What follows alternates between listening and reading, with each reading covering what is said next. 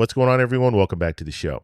So I'm doing this video as a request. Someone asked me to do this in the comments. And if you guys have questions, if you guys want me to do certain videos, you can send me an email. At the end of this video, you'll see I'll give you the information there, as well as you can comment. And I like to read as many comments as I possibly can, but sometimes I get a lot of comments, so I'm not able to read all of those.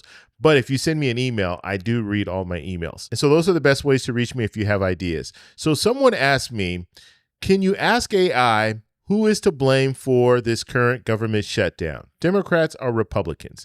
And so I'm going to show you what AI said. But before I do that, I'm going to give you more information just so you can see kind of the history when we have government shutdowns, who is generally to blame. And I also want to talk about voter sentiment as a result of the government shutdown.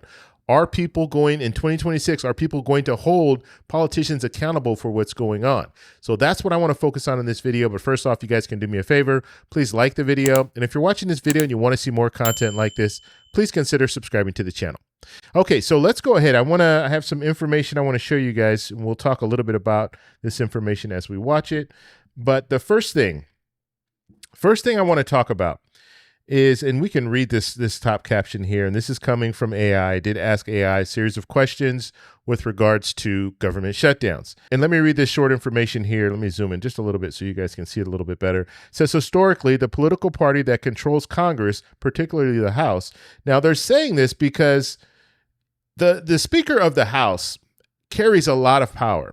And in some people will say, some experts will say that the Speaker of the House is the most powerful position in government, in our government. And that's because they have the money and they set the agenda. And so that's why they're really important. And that's why you see Speaker Johnson, everywhere you look, you see him talking about this government shutdown and calling it the government shutdown that Democrats created. He continues to say this over and over again. And he is pretty much the only person that you really see talking about the government shutdown. The reason why he's doing that is because he knows how important the speaker job is, as well as he knows that he's going to carry the brunt of this if the voters are holding Republicans responsible for this. Okay, let's go ahead and continue here. Particularly the House tends to be the blame most heavily for government shutdowns when the same party controls both chambers and the presidency. Responsibility is usually attributed more directly to the party's leadership. Polling data shows that Republicans have generally shouldered more public blame in recent decades. Okay, so let's look at the information that we have here. So we go back to 1995, 96. This is during a Clinton administration, and Republicans controlled Congress. And you remember Gingrich?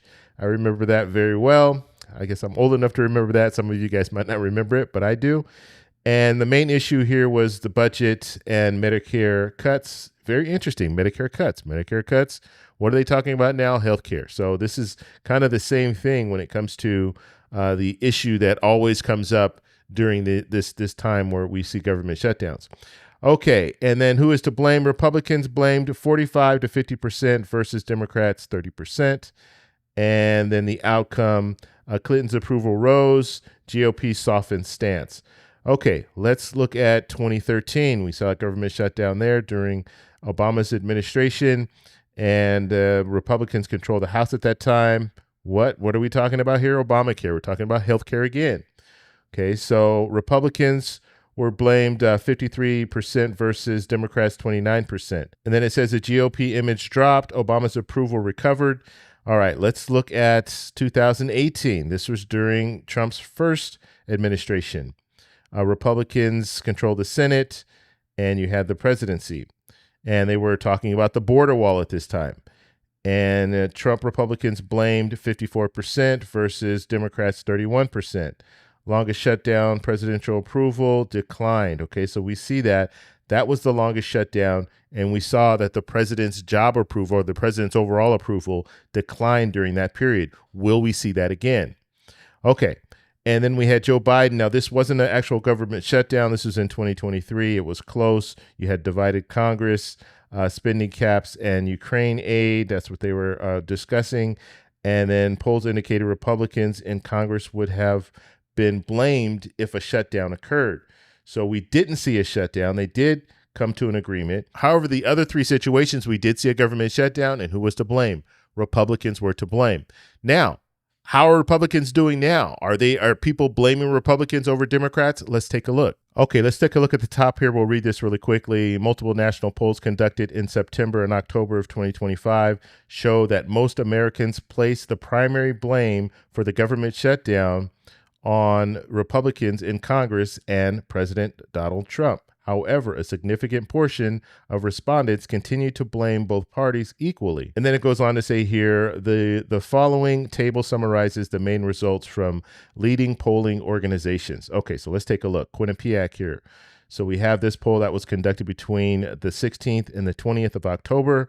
And you had 1,300 voters. Now, it's not giving us more information as far as are they registered voters, likely voters. It doesn't give us any of that. But it does say 45% blame Republicans in Congress, 39% blame Democrats. Among independents, you have 48% blame the GOP and 32% blame Democrats. Okay, looking at another poll here. This is the AP NORC poll.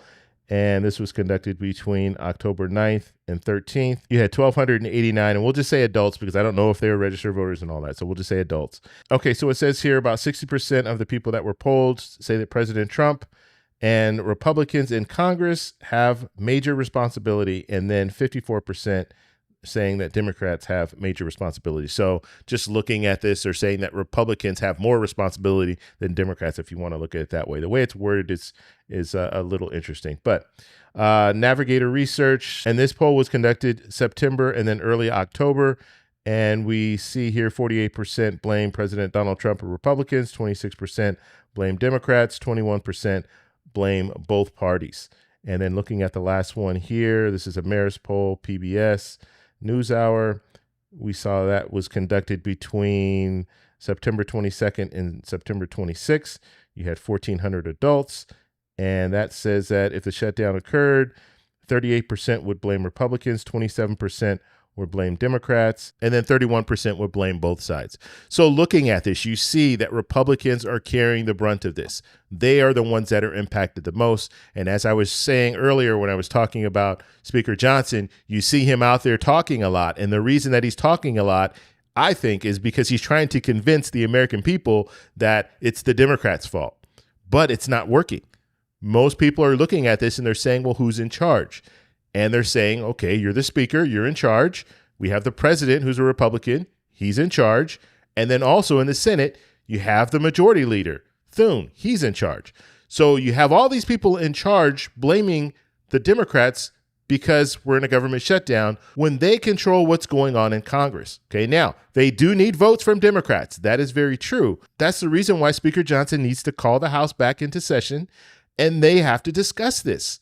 Because they're the leadership. They're the ones that everyone's going to look to. You ever been in a situation where, let's say, you have a disagreement, you're at a store, you have a disagreement, you're talking to different people, and you're not getting anywhere. And you say, who's in charge? Who has the power to make the decision that needs to be made? And then you go to that person because you know they're in charge and they will be able to at least help you. Maybe they're not, maybe they can't help you, but you know you're at least talking to the right person. When it comes to Congress, everything's going to need to go through Speaker Johnson and Majority Leader Thune. And so these are the major people that are involved with this whole negotiation. Now, if Democrats are saying, look, we have these demands and we want them, we want to talk about that, then as a leader, you need to bring those people into the room and talk to them about it and try to figure out some type of a resolution. Because at the end of the day, they're going to look at who's in power. Bottom line. Okay, so what does AI think about this whole situation? So this is the part here. This is AI's opinion.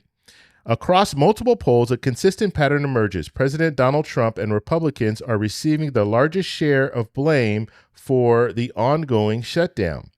Yet there remains a persistent bipartisan frustration with roughly 1/4 to 1/3 of respondents saying both parties are equally responsible. These results align closely with patterns observed in prior shutdowns in 1995, 2013, and 2018-19. So you see, AI is saying the same thing. It looks like Republicans are carrying the brunt of this. And just looking at historically, Republicans have carried the brunt of all of the shutdowns.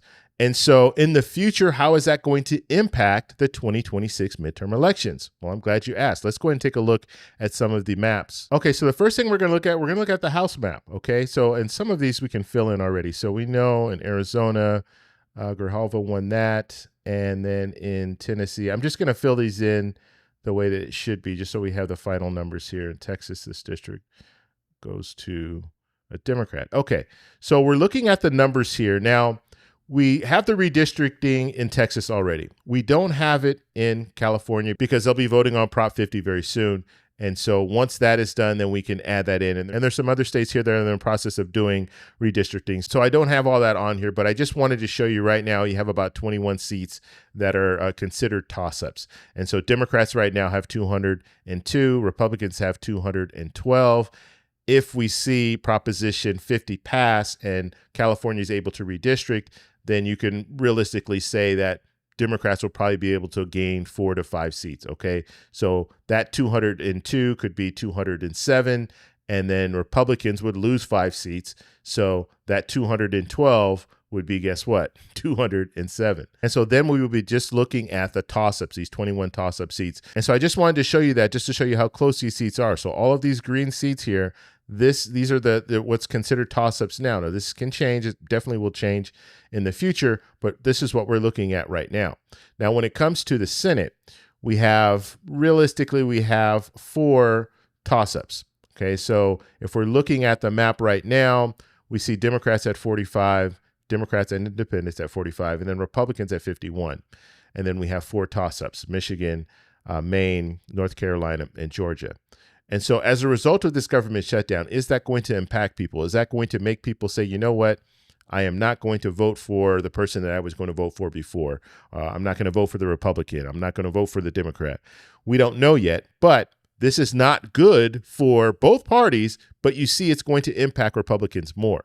And Republicans right now, if you look at history, usually the party in power will lose seats in the House. That's generally what happens in this midterm election. And so if historically they're going to lose seats and we see this government shutdown impacting things, they could lose even more seats than they normally would have lost. Okay. And I know there's a lot of different things out there, a lot of different variables. We have the whole gerrymandering thing. We have the Voter Rights Act. And I've posted different videos. Every week I post a video on the House, on the Senate, and redistricting. 3 separate videos where we look and we ask AI what they think about this whole situation and who they think will come out on top as far as in the House and in the Senate, and then redistricting. How many seats will Republicans or Democrats be able to gain with all of this redistricting? So I have those videos out. I'll have a link at the end of this video so you can check those out. But all in all, when it comes down to it, this government shutdown is impacting Republicans more than it's impacting Democrats. I'm going to know what you guys think, so let me know in the comments below. If you like this video, please give me a thumbs up. Please subscribe for more, and I'll talk to you in the next one. Bye. So that's all we have for this video. Make sure if you guys want to send me an email, you can do that, david@thetecshow.com. Like the video, subscribe for more, and check out these videos over here for some more great content. Talk to you later. Bye.